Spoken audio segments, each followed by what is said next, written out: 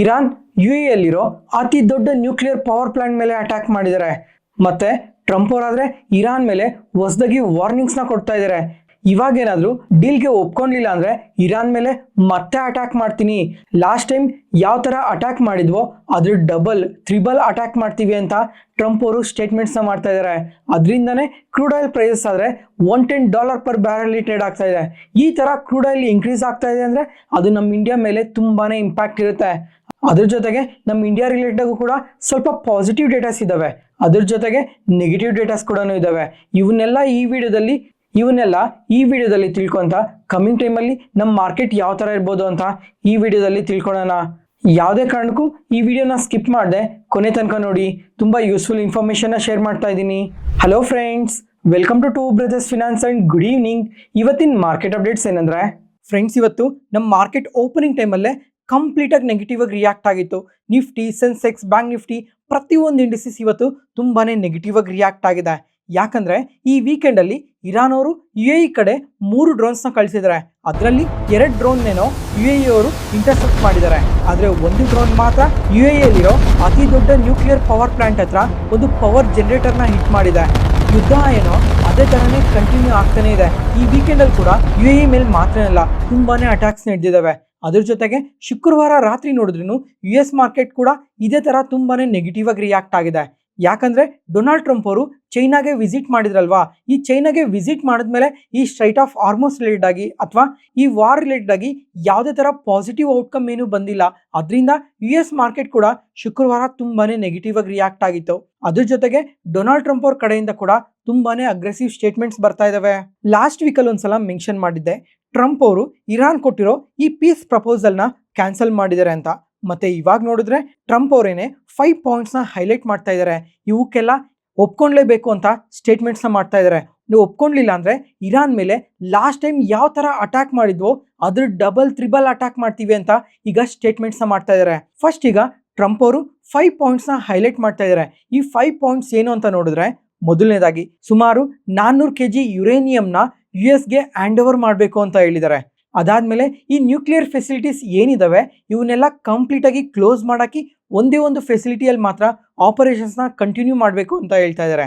ಅದಾದ್ಮೇಲೆ ಈ ವಾರಿಂದ Iran infrastructure ಆದ್ರೆ ತುಂಬಾನೇ ಎಫೆಕ್ಟ್ ಆಗಿದೆ, ಅದರಿಂದ ಯಾವುದೇ ತರ ಕಾಂಪನ್ಸೇಷನ್ ಕೊಡಲ್ಲ ಅಂತ ಕೂಡ ಹೇಳಿದ್ದಾರೆ. ಮತ್ತೆ ಇರಾನ್ ಅವರ ಅಸೆಟ್ಸ್ ಆದ್ರೆ ಫ್ರೀಸ್ ಮಾಡಿದ್ದಾರೆ, ಅದರಲ್ಲಿ 25% ಅಸೆಟ್ ಮಾತ್ರನೇ ಅನ್ಫ್ರೀಸ್ ಮಾಡಿ ಕೊಡ್ತೀವಿ ಅಂತ ಕೂಡ ಸ್ಟೇಟ್ಮೆಂಟ್ಸ್ ಮಾಡಿದ್ದಾರೆ. ಮತ್ತೆ ಫೈನಲ್ ಆಗಿ ನೋಡಿದ್ರೆ ಡೊನಾಲ್ಡ್ ಟ್ರಂಪ್ ಅವರು ಹೇಳಿರೋ ಪ್ರಕಾರನೇ ಈ ಪೀಸ್ ಡೀಲ್ ಕಂಪ್ಲೀಟ್ ಆಗಬೇಕು ಅಂತ ಸ್ಟೇಟ್ಮೆಂಟ್ಸ್ನ ಮಾಡಿದ್ದಾರೆ. ಫ್ರೆಂಡ್ಸ್, ಈಗ ಈ ತರ 5 ಪಾಯಿಂಟ್ಸ್ನ ಯಾರಾದರೂ ಒಪ್ಕೊಂತಾರ ನೀವೇ ಹೇಳಿ? ಯಾವುದೇ ಕಾರಣಕ್ಕೂ ಇರಾನ್ ಅವ್ರು ಮಾತ್ರ ಈ ತರ ಪಾಯಿಂಟ್ಸ್ನ ಎಂದೂ ಒಪ್ಕೊಳಲ್ಲ. ಅದ್ರ ಜೊತೆಗೆ ಡೊನಾಲ್ಡ್ ಟ್ರಂಪ್ ಅವರಾದ್ರೆ ನಾಳೆ ಅಂದ್ರೆ ಮಂಗಳವಾರ US ಸೆಕ್ರೆಟರಿನ ಮೀಟ್ ಆಗ್ತಾ ಇದ್ದಾರೆ. ಏನಕ್ಕೋಸ್ಕರ ಅಂದ್ರೆ ಕಮಿಂಗ್ ಟೈಮಲ್ಲಿ ಇರಾನ್ ಮೇಲೆ ಯಾವ ತರ ಅಟ್ಯಾಕ್ ಮಾಡೋದಕ್ಕೆ ಅಂತ ಪ್ಲಾನ್ ಮಾಡೋದಕ್ಕೆ ಮೀಟ್ ಆಗ್ತಾ ಇದ್ದಾರೆ. ಒಂದ್ ವೇಳೆ ಅದೇ ತರನೇ ಇರಾನ್ ಮೇಲೆ ಮತ್ತೆ ಅಟ್ಯಾಕ್ ಮಾಡೋದಕ್ಕೆ ಪ್ಲಾನ್ ಮಾಡಿದ್ರು ಅಂದ್ರೆ ಕ್ರೂಡ್ ಆಯಿಲ್ ಪ್ರೈಸಸ್ ಮಾತ್ರ ತುಂಬಾನೇ ಇಂಪ್ಯಾಕ್ಟ್ ಆಗುತ್ತೆ. ಇವಾಗ ನೋಡಿದ್ರೇನೆ ಸುಮಾರು $110 per ಬ್ಯಾರಲ್ ಟ್ರೇಡ್ ಆಗ್ತಾ ಇದೆ. ನೆಕ್ಸ್ಟ್ ಏನಾದ್ರು US ಇರಾನ್ ಮೇಲೆ ಅಟ್ಯಾಕ್ ಮಾಡಿದ್ರು ಅಂದ್ರೆ ಕ್ರೂಡ್ ಆಯಿಲ್ ಪ್ರೈಸಸ್ 140-150 ಹೋಗೋ ಚಾನ್ಸಸ್ ಕೂಡ ತುಂಬಾನೇ ಜಾಸ್ತಿ ಇದೆ. ಆ ತರ ಕ್ರೂಡ್ ಆಯಿಲ್ ಪ್ರೈಸಸ್ ಏನಾದ್ರು ಜಾಸ್ತಿ ಆಯ್ತು ಅಂದ್ರೆ ನಮ್ಮ ಇಂಡಿಯನ್ ಮಾರ್ಕೆಟ್ ಮೇಲೆ ತುಂಬಾನೇ ಇಂಪ್ಯಾಕ್ಟ್ ಇರುತ್ತೆ. ಪ್ರೆಸೆಂಟ್ ಇವಾಗ ನೋಡಿದ್ರೇನೆ ತುಂಬಾ ಜಾಸ್ತಿನೇ ಇಂಪ್ಯಾಕ್ಟ್ ಆಗಿದೆ. ಈ ಇಂಪ್ಯಾಕ್ಟ್ ಇಂದ ಇಂಡಿಯನ್ ಮಾರ್ಕೆಟ್ ಆಗಲಿ ಇಂಡಿಯನ್ ಎಕಾನಮಿ ಆಗಲಿ ಮತ್ತೆ ರಿಕವರ್ ಆಗಬೇಕು ಅಂದ್ರೆ ಸುಮಾರು 1 year ವರೆಗೂ ಟೈಮ್ ಬೇಕಾಗುತ್ತೆ. ಈಗ ಎಲ್ಲರೂ ಅನ್ಕೊಬಹುದು ನಮ್ಮ ಸ್ಟಾಕ್ ಮಾರ್ಕೆಟ್ ಆದ್ರೆ ಒಂದಿನ ಪಾಸಿಟಿವ್ ಆಗಿರುತ್ತೆ, ಒಂದಿನ ನೆಗೆಟಿವ್ ಆಗಿರುತ್ತೆ. ಕಮಿಂಗ್ ಟೈಮಲ್ಲಿ ಯುದ್ಧ ಸ್ಟಾಪ್ ಆದ್ರೆ ನಮ್ಮ ಮಾರ್ಕೆಟ್ಸ್ ಕಂಪ್ಲೀಟ್ ಆಗಿ ರಿಕವರ್ ಆಗೋಗ್ತವೆ ಅಂತ ಎಲ್ಲರೂ ಅನ್ಕೊಂತಾ ಇರ್ತಾರೆ. ಆದ್ರೆ ಅದು ಸುಳ್ಳು. ಈಗ ಯುದ್ಧ ಸ್ಟಾಪ್ ಆಗೋದ್ರೂ ಕ್ರೂಡ್ ಆಯಿಲ್ ಸ್ವಲ್ಪ ನೆಗೆಟಿವ್ ಆಗಿ ರಿಯಾಕ್ಟ್ ಆದ್ರೂ ನಮ್ಮ ಮಾರ್ಕೆಟ್ಸ್ 1 or 2 days ಮಾತ್ರನೇ ಪಾಸಿಟಿವ್ ಆಗಿ ರಿಯಾಕ್ಟ್ ಆಗುತ್ತೆ. ಆದ್ರೆ ಈಗ ಲಾಸ್ಟ್ 3 months ಇಂದ ಕ್ರೂಡ್ ಆಯಿಲ್ ಇಂದ ಏನ್ ಇಂಪ್ಯಾಕ್ಟ್ ನಡೆದಿದೆ ಆ ಇಂಪ್ಯಾಕ್ಟ್ ಮಾತ್ರ ನೆಕ್ಸ್ಟ್ 6 months ಅಥವಾ 1 year ವರೆಗೂ ಅದೇ ತರನೇ ಕಂಟಿನ್ಯೂ ಆಗ್ತಾ ಇರುತ್ತೆ. ಮತ್ತೆ ಕ್ರೂಡ್ ಆಯಿಲ್ ಪ್ರೈಸ್ ಆದ್ರೆ ಇವತ್ತು ಎಬವ್ $110 per ಬ್ಯಾರಲ್ ಟ್ರೇಡ್ ಆಗ್ತಾ ಇರೋ ಕಾರಣದಿಂದ paint companies, aviation companies, OMCs ಈ ತರ ಹಲವಾರು ಸೆಕ್ಟರ್ಸ್ ಅಲ್ಲಿ ವರ್ಕ್ ಮಾಡೋ ಕಂಪನೀಸ್ ಎಲ್ಲ ಇವತ್ತು ತುಂಬಾನೇ ನೆಗೆಟಿವ್ ಆಗಿ ರಿಯಾಕ್ಟ್ ಆಗಿದೆ. ಅದ್ರ ಜೊತೆಗೆ ಮೂಡೀಸ್ ಇದೊಂದು ಗ್ಲೋಬಲ್ ರೇಟಿಂಗ್ ಏಜೆನ್ಸಿ, ಇವ್ರು ಏನ್ ಹೇಳ್ತಾ ಇದ್ದಾರೆ ಅಂತ ಅಂದ್ರೆ ನೆಕ್ಸ್ಟ್ 12 to 18 months ವರೆಗೂ ನಮ್ಮ ಇಂಡಿಯನ್ ಸ್ಟಾಕ್ ಮಾರ್ಕೆಟ್ ಅಲ್ಲಿ ಅರ್ನಿಂಗ್ ಗ್ರೋತ್ ಸ್ವಲ್ಪ ಕಮ್ಮಿ ಆಗುತ್ತೆ ಅಂತ ಅಪ್ಡೇಟ್ ಮಾಡಿದ್ದಾರೆ. ಅದ್ರ ಜೊತೆಗೆ ಇವತ್ತು ರುಪಿ ಆದ್ರೆ ಎಗೇನೆಸ್ಟ್ ಡಾಲರ್ ಆಲ್ ಟೈಮ್ ಲೋಸ್ನ ಟಚ್ ಮಾಡಿದೆ. ಈಗ ಸುಮಾರು 96 ಅಲ್ಲಿ ಟ್ರೇಡ್ ಆಗ್ತಾ ಇದೆ. ಇದೇ ತರ ಏನಾದರೂ ರುಪಿ ಫಾಲ್ ಆಗ್ತಾ 100 ರುಪೀಸ್ಗೆ ಏನಾದರೂ ಟಚ್ ಆಯಿತು ಅಂದರೆ ಅದಂತೂ ನಮ್ಮ ಎಕಾನಮಿ ಮೇಲೆ ಇನ್ನೂ ತುಂಬಾನೇ ಇಂಪ್ಯಾಕ್ಟ್ ಇರುತ್ತೆ. ಮತ್ತೆ ಫ್ರೆಂಡ್ಸ್, ಈಗ ಇನ್ನೊಂದು ಡೇಟಾ ಅಪ್ಡೇಟ್ ಆಗಿದೆ. ಇರಾನ್ ನ್ಯೂಸ್ ಏಜೆನ್ಸಿ ಏನು ಹೇಳ್ತಾ ಇದ್ದಾರೆ ಅಂತಂದರೆ, US ಅವರು ನಮ್ಮ ಆಯಿಲ್ ರಿಲೇಟೆಡ್ ಆಗಿ ತುಂಬಾನೇ ಸ್ಯಾಂಕ್ಷನ್ಸ್ನ ವಿಧಿಸಿದ್ರು. ಆದರೆ ಇವಾಗ ಆ ಸ್ಯಾಂಕ್ಷನ್ಸ್ನ ಸ್ವಲ್ಪ ರಿಮೂವ್ ಮಾಡಿದ್ದಾರೆ ಅಂತ ಸ್ಟೇಟ್ಮೆಂಟ್ಸ್ನ ಮಾಡಿದ್ದಾರೆ. ಅದರಿಂದ ಗಿಫ್ಟ್ ನಿಫ್ಟಿ ಆದರೆ ಸ್ವಲ್ಪ ಪಾಸಿಟಿವ್ ಆಗಿ ಕೂಡ ರಿಯಾಕ್ಟ್ ಆಗಿದೆ. ಒಂದು ವೇಳೆ ಇದೇ ಪಾಸಿಟಿವಿಟಿ ನಾಳೆವರೆಗೂ ಕಂಟಿನ್ಯೂ ಆದರೆ ನಾಳೆ ನಮ್ಮ ಮಾರ್ಕೆಟ್ಸ್ ಸ್ವಲ್ಪ ಪಾಸಿಟಿವ್ ಆಗಿ ರಿಯಾಕ್ಟ್ ಆಗೋ ಚಾನ್ಸಸ್ ಜಾಸ್ತಿನೇ ಇರುತ್ತೆ. ಅದ್ರ ಜೊತೆಗೆ ನಾಳೆ ನಿಫ್ಟಿ ಎಕ್ಸ್ಪೈರಿ ಕೂಡ ಇರುತ್ತೆ. ಅದರಿಂದ ಮಾರ್ಕೆಟ್ಸ್ ವೊಲೆಟೈಲ್ ಆಗಿ ರಿಯಾಕ್ಟ್ ಆಗೋ ಚಾನ್ಸಸ್ ಜಾಸ್ತಿನೇ ಇರುತ್ತೆ. ಮತ್ತೆ ಬುಧವಾರ ರಾತ್ರಿ ಆದರೆ US ಅಲ್ಲಿ FOMC ಮಿನಿಟ್ಸ್ ಮೀಟಿಂಗ್ ಇದೆ. ಫ್ರೆಂಡ್ಸ್, ಅದಂತೂ ನಮ್ಮ ಮಾರ್ಕೆಟ್ಗೆ ತುಂಬಾನೇ ಇಂಪಾರ್ಟೆಂಟ್ ಆಗಿರುತ್ತೆ. ಈಗ ಮಾರ್ಕೆಟ್ ಏನು ಎಕ್ಸ್ಪೆಕ್ಟ್ ಮಾಡ್ತಾ ಇದೆ ಅಂದರೆ, ಸ್ವಲ್ಪ ಡೇಟಾಸ್ ಎಲ್ಲ ವೀಕ್ ಆಗಿ ಬಂದಿರೋ ಕಾರಣದಿಂದ, ಜೊತೆಗೆ ಈ ವಾರ್ ಟೆನ್ಷನ್ಸ್ ಎಲ್ಲ ಅದೇ ಥರ ಇನ್ಕ್ರೀಸ್ ಆಗ್ತಿರೋ ಕಾರಣದಿಂದ ಈ ಮೀಟಿಂಗಲ್ಲಿ ಇಂಟ್ರೆಸ್ಟ್ ರೇಟ್ನ ಇನ್ಕ್ರೀಸ್ ಮಾಡೋ ಚಾನ್ಸಸ್ ಜಾಸ್ತಿನೇ ಇದೆ ಅಂತ ಅಪ್ಡೇಟ್ಸ್ ಬರ್ತಾ ಇದ್ದಾವೆ. ಒಂದು ವೇಳೆ ಅದೇ ನಿಜ ಆದರೆ ಓವರ್ ಆಲ್ ಮಾರ್ಕೆಟ್ಸ್ ಮತ್ತೆ ಫಾಲ್ ಆಗೋ ಚಾನ್ಸಸ್ ಜಾಸ್ತಿ ಇರುತ್ತೆ. ಮತ್ತು ನಮ್ಮ ಇಂಡಿಯಾ ರಿಲೇಟೆಡ್ ಆಗಿ ಒಂದು ಪಾಸಿಟಿವ್ ಅಪ್ಡೇಟ್ ಏನು ಅಂತ ಅಂದರೆ, ರೀಸೆಂಟಾಗಿ ಪ್ರಧಾನಿ ನರೇಂದ್ರ ಮೋದಿ ಅವರು ಸುಮಾರು 5 ಕಂಟ್ರೀಸ್ಗೆ ವಿಸಿಟ್ ಮಾಡಿದ್ದಾರೆ. ಅಲ್ಲಿ ತುಂಬ ಡೀಲ್ಸ್ನ ಸೈನ್ ಮಾಡ್ಕೊಂಡಿದ್ದಾರೆ. ಫ್ರೆಂಡ್ಸ್, ಈ ಥರ ಕಾಂಪ್ಲಿಕೇಟೆಡ್ ಇನ್ಫಾರ್ಮೇಷನ್ ಎಲ್ಲ ಸಿಂಪ್ಲಿಫೈ ಮಾಡಿ ನಿಮ್ಮ ಮುಂದೆ ತರ್ತಾ ಇದ್ದೀನಲ್ಲ, ಯಾವುದೇ ಪಾಯಿಂಟಲ್ಲಿ ನಾನು ಹೇಳೋ ಇನ್ಫಾರ್ಮೇಷನ್ ನಿಮಗೆ ಯೂಸ್ಫುಲ್ ಅನಿಸಿದ್ರೆ ಈ ವಿಡಿಯೋನ ಲೈಕ್ ಮಾಡಿ, ಮತ್ತು ಟೂ ಬ್ರದರ್ಸ್ ಫಿನಾನ್ಸ್ ಚಾನಲ್ನ ಸಬ್ಸ್ಕ್ರೈಬ್ ಆಗಿ.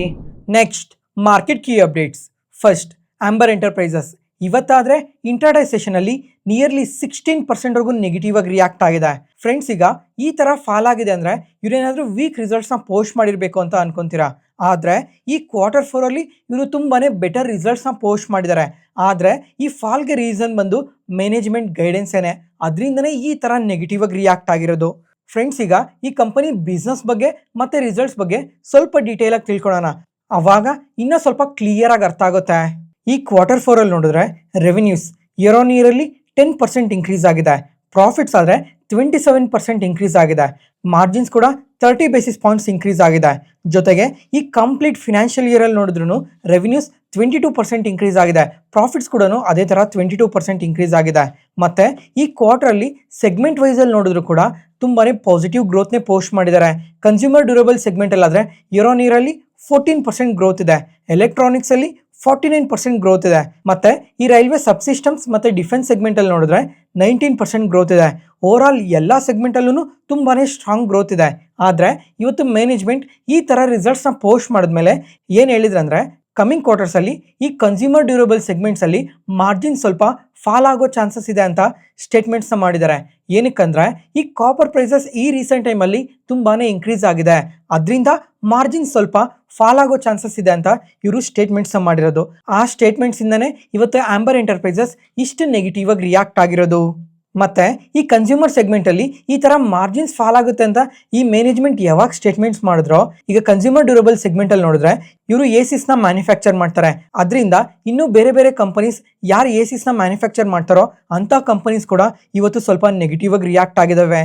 Blue Star, Voltas, EPACK Durable, PG Electroplast, ಈ ಥರ ಹಲವಾರು ಕಂಪನೀಸ್ ಇದೇ ಥರನೇ ಸ್ವಲ್ಪ ನೆಗೆಟಿವ್ ಆಗಿ ಕೂಡ ರಿಯಾಕ್ಟ್ ಆಗಿದ್ದಾವೆ. ನೋಡೋಣ ಈಗ ಕಮಿಂಗ್ ಕ್ವಾರ್ಟರ್ಸಲ್ಲಿ ಇವರು ಯಾವ ಥರ ರಿಸಲ್ಟ್ಸ್ನ ಪೋಸ್ಟ್ ಮಾಡ್ತಾರೆ ಅಂತ. ಅದರಲ್ಲೂ ಈ ಕನ್ಸ್ಯೂಮರ್ ಡ್ಯೂರಬಲ್ ಸೆಗ್ಮೆಂಟಲ್ಲಿ ಮಾರ್ಜಿನ್ಸ್ ಏನಾದರೂ ಫಾಲ್ ಆಗುತ್ತಾ ಇಲ್ವಾ ಅಂತ ಟ್ರ್ಯಾಕ್ ಮಾಡೋದು ತುಂಬಾ ಇಂಪಾರ್ಟೆಂಟ್ ಆಗಿರುತ್ತೆ. ಅದು ಬಿಟ್ಟರೆ ಈ ಎಲೆಕ್ಟ್ರಾನಿಕ್ ಸೆಗ್ಮೆಂಟ್ ಏನಿದೆ ಅದರಲ್ಲಿ ಇವರು PCBsನ ಮ್ಯಾನುಫ್ಯಾಕ್ಚರ್ ಮಾಡ್ತಾರೆ. ಇದರಲ್ಲಂತೂ ಇಯರ್ ಆನ್ ಇಯರಲ್ಲಿ ತುಂಬಾ ಸ್ಟ್ರಾಂಗ್ ಗ್ರೋತ್ ಇದೆ. ಅದ್ರ ಜೊತೆಗೆ ಇಂಡಿಯಾ ಕೂಡ ಈ ಸೆಮಿಕಂಡಕ್ಟರ್ಸ್ ಮತ್ತು PCBs ರಿಲೇಟೆಡ್ ಆಗಿ ತುಂಬಾ ಸ್ಟ್ರಾಂಗ್ ಆಗಿ ವರ್ಕ್ ಮಾಡ್ತಾ ಇರೋ ಕಾರಣದಿಂದ ಈ ಸೆಗ್ಮೆಂಟಲ್ಲಿ ನೋಡಬೇಕಾಗಿರುತ್ತೆ ನೆಕ್ಸ್ಟ್ ಯಾವ ಥರ ಗ್ರೋತ್ ಇರುತ್ತೆ ಅಂತ. ಮತ್ತು ಈ ಥರ ಪಾಸಿಟಿವ್ ರಿಸಲ್ಟ್ಸ್ನ ಪೋಸ್ಟ್ ಮಾಡಿದ್ಮೇಲೂ ಕೂಡ ತುಂಬಾ ಜನ ಅನಲಿಸ್ಟ್ ಎಲ್ಲ ಈ ಕಂಪನಿಗೆ ಬೈ ರೇಟಿಂಗ್ನೇ ಕೊಟ್ಟಿದ್ದಾರೆ.